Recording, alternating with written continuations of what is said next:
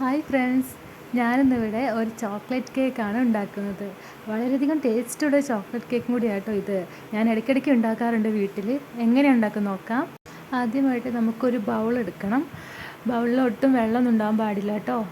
എന്നിട്ട് 2 മുട്ട പൊട്ടിച്ചൊഴിക്കണം.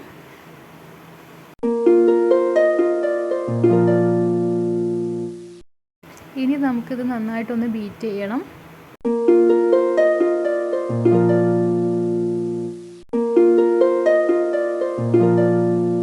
ഞാനിതിലേക്ക് വാനില എസൻസ് ആഡ് ചെയ്യുന്നുണ്ട്. ഇനി ഇതൊന്നും കൂടി ബീറ്റ് ചെയ്യണം. ബീറ്റ് ചെയ്ത് കഴിഞ്ഞാൽ കുറച്ച് വിനാഗിരി ഒഴിക്കണം.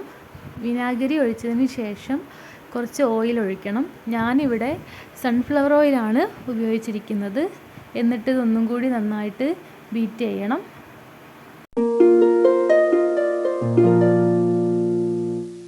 ഇപ്പോൾ നന്നായിട്ട് ബീറ്റ് ചെയ്തിട്ടുണ്ട്. ഇനി കുറച്ച് പാൽ ആഡ് ചെയ്യണം. പാൽ ആഡ് ചെയ്തതിന് ശേഷം ഒന്നും കൂടി ബീറ്റ് ചെയ്യണം.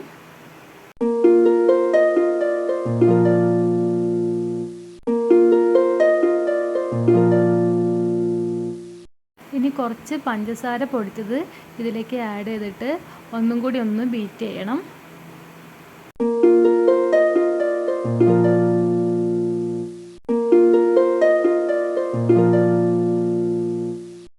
ഇനി ഒരു ബൗൾ എടുക്കണം. ബൗളിൽ മീതെ നമുക്കൊരു അരിപ്പ വെച്ചിട്ട് മൈദയും കൊക്കോ പൗഡറും ബേക്കിംഗ് സോഡയും ബേക്കിംഗ് പൗഡറും ഒരു നുള്ളു ഉപ്പിട്ട് നന്നായിട്ടൊന്ന് തരിച്ചെടുക്കണം. ഈ വീഡിയോയുടെ അടിയിൽ ഞാൻ കറക്റ്റ് അളവ് കൊടുത്തിട്ടുണ്ട് കേട്ടോ. ഇനി നേരത്തെ ഉണ്ടാക്കി വെച്ച ബാറ്ററിലേക്ക് ഈ പൊടികളൊക്കെ പതിയെ ചേർത്തിട്ട് ഒന്നും കൂടി ഒന്ന് മിക്സ് ചെയ്യണേ.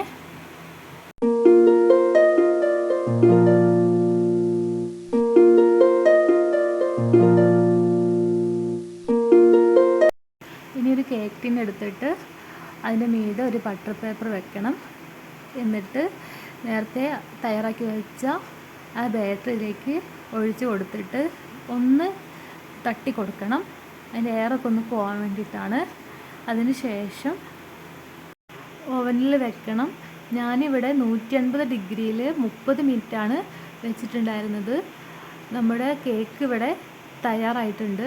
ഇനി ബട്ടർ പേപ്പറൊക്കെ ഒന്ന് മാറ്റിയിട്ട് നമുക്കിതൊന്ന് 3 സ്ലൈസ് ആക്കണം. ഇനി ക്രീം ഒന്ന് വിപ്പ് ചെയ്യണം.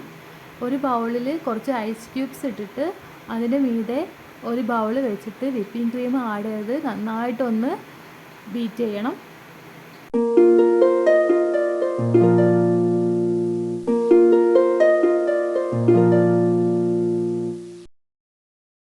ഇനി നമുക്കൊരു ബൗളിൽ കുറച്ച് വിപ്പിംഗ് ക്രീം ആഡ് ചെയ്തിട്ട് അതിൻ്റെ മുകളിൽ നമ്മൾ ആദ്യത്തെ ലെയർ വെക്കുകയാണ്.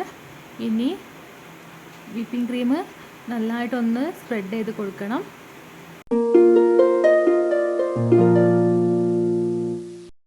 ഞാനിതിലേക്ക് കുറച്ച് ചെറിയും കുറച്ച് ചോക്ലേറ്റ് ഗ്രേറ്റ് ചെയ്തതുമാണ് ആഡ് ചെയ്തിട്ടുള്ളത്. നിങ്ങൾക്ക് ഇതിന് പകരം വേറെ എന്തെങ്കിലും ആഡ് ചെയ്യാം. 2 ലെയറും ഇതേപോലെ തന്നെ ഞാൻ ചെയ്തിട്ടുണ്ട് കേട്ടോ. ഞാനിവിടെ 3ാമത്തെ ലെയർ വെച്ചതിന് ശേഷം 4 മണിക്കൂർ ഞാനിത് ഫ്രിഡ്ജിൽ വെച്ചിട്ടുണ്ടായിരുന്നു. എന്നാലേ ഇത് സെറ്റ് ആവുള്ളൂ. ഇപ്പോൾ ഇത് നന്നായിട്ട് സെറ്റായി വന്നിട്ടുണ്ട്. ഇനി ഇതിൻ്റെ മീതെ നമുക്ക് ചോക്ലേറ്റ് ഒന്ന് ആഡ് ചെയ്യണം.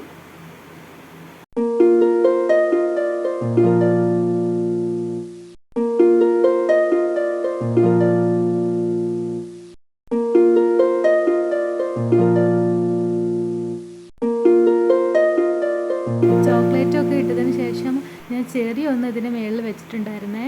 നിങ്ങൾക്ക് ഇതിന് പകരം വേറെ എന്തെങ്കിലും ആഡ് ചെയ്യാം. നമ്മുടെ കേക്ക് ഇവിടെ റെഡി ആയിട്ടുണ്ട് കേട്ടോ. എല്ലാവരും വീട്ടിലൊന്ന് ട്രൈ ചെയ്ത് നോക്കണേ. വളരെയധികം രുചിയുള്ളൊരു കേക്കാണ്. അപ്പോൾ അടുത്ത വീഡിയോയിൽ വീണ്ടും കാണാം. ബൈ.